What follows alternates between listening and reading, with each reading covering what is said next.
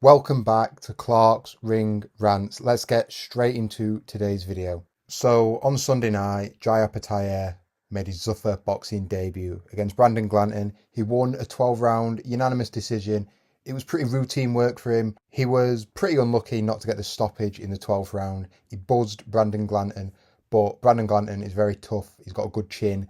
He's durable, and he was able to see out the fight and lose the decision. And Jai Opetaia defended his Ring Magazine belt. His IBF belt was stripped. It was not on the line. The IBF did not sanction it for this fight. But most importantly, he became the inaugural Zuffa boxing world champion. Let's talk about it. The fight itself, it was a pretty routine, run-of-the-mill win for Jai Opetaia. Brandon Glanton didn't really pose him too many threats. Brandon Glanton, a much shorter fighter than Jai Opetaia. He spent most of the fight trying to work his way onto the inside, but when he was at long range, he was getting tagged, he was getting beaten to the punch at mid-range, and even when they got on the inside, Jai Opetaia managed to shorten up his punches. His right uppercut was really effective, and he was beating Brandon Glanton up whichever way he wanted it. So it was a near shutout. Brandon Glanton, he had a few moments, but yeah, he didn't really bring too much to the table. He's not the best fighter in the world, he's not the worst, he's very tough, he's a decent opponent, I guess. And Opetaia moves past him. I'm sure he would have liked to get the stoppage in this one, but he went the 12 rounds, and there's not much to say about the fight in terms of a breakdown other than that. I thought maybe Opetaia could stop him, he could walk him onto something. We know Brandon Glanton's aggressive, he's coming forward, but he couldn't find that killer punch. Like I say, he wobbled him in the 12th round, and maybe if he'd had more time, he could have got him out of there, but he wins a decision. The fight itself, the arena looked empty. The atmosphere wasn't great. It just seemed quiet. You know what it reminded me of? It reminded me of those COVID fights where the arena's just empty and you can hear the impact of every punch landing. It just seemed a bit flat. I love Jai Opetaia. I think he's a great fighter. I get why he was fighting over here in Australia because he's building up a following, but realistically, how many people know who he is in America? He's going to have to work to build up a fan base if he's going to be primarily fighting over there. Otherwise, we might see some more events like this where it just looks and seems a little bit flat. And on another note, I don't know what sort of lens they were using to film the fighting, but it looked like a video game almost. The camera looked too crystal clear, I guess. I don't know, it's weird. They're just my thoughts. It looked like a video game, the footage of the fight. It just looked different to whenever DAZN do it, or Top Rank, or whoever put on a fight. Just some food for thought there. But the big question, aside from me being in awe of Dana White's choice of camera lens, is what does Jai Opetaia do now? What does he do next?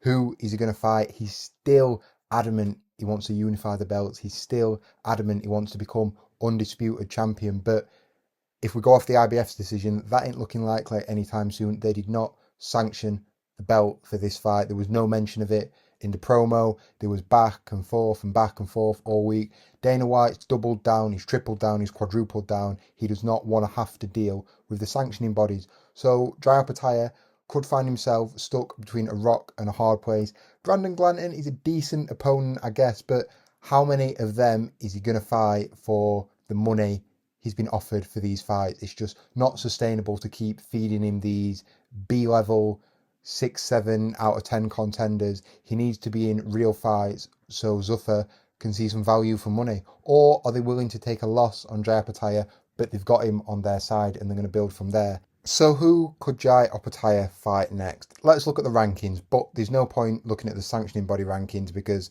that's just not worth the hassle for Jai Opetaia at the minute. Let's go with the Ring Magazine Cruiserweight rankings, seeing as he is the Ring Magazine champion. We've got Brandon Glanton, conveniently, I must say, ranked at number 10. We've got Vid O'Reilly at 9. We've got a Swedish guy at number 8, Robin Siwan Safar. Never heard of him, to be honest with you. We've got Leonardo Mosquera at 7.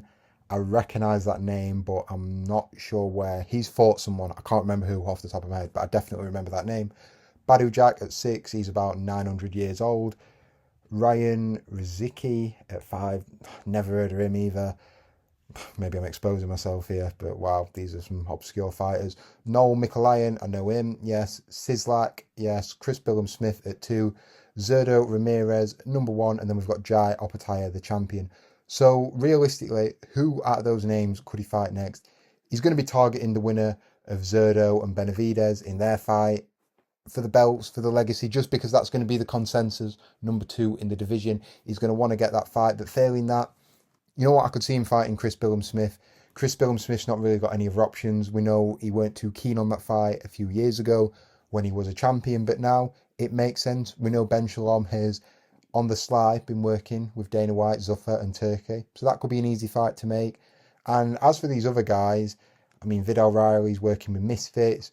None of these, as far as I'm aware, are signed to any big rival promoters, so it should be fairly easy, I guess, to get him over to Zuffa. I know we've complained, but I've never actually thought about that. When I look at these rankings here, you take Zerdo out of the equation, and Benevidez, obviously, there shouldn't really be too many issues getting these guys over. It's just getting those big fights. What Jai Opetaia might have to do now is just run through a few B-level fighters, but how long is he going to do that before he gets bored?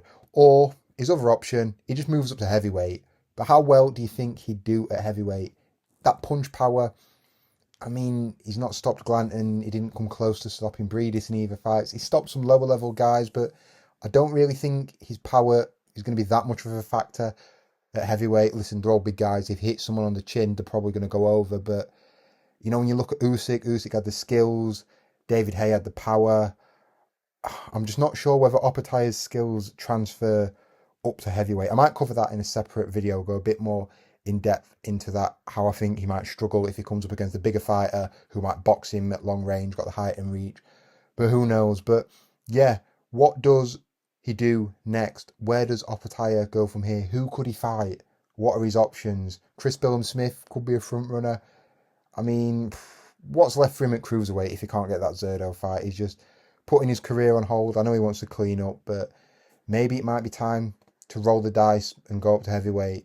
But what do you think? Where does Jai Opetaia go from here? Is he going to be frozen out? Is there a potential pathway to make these big fights with the likes of Gilberto Ramirez?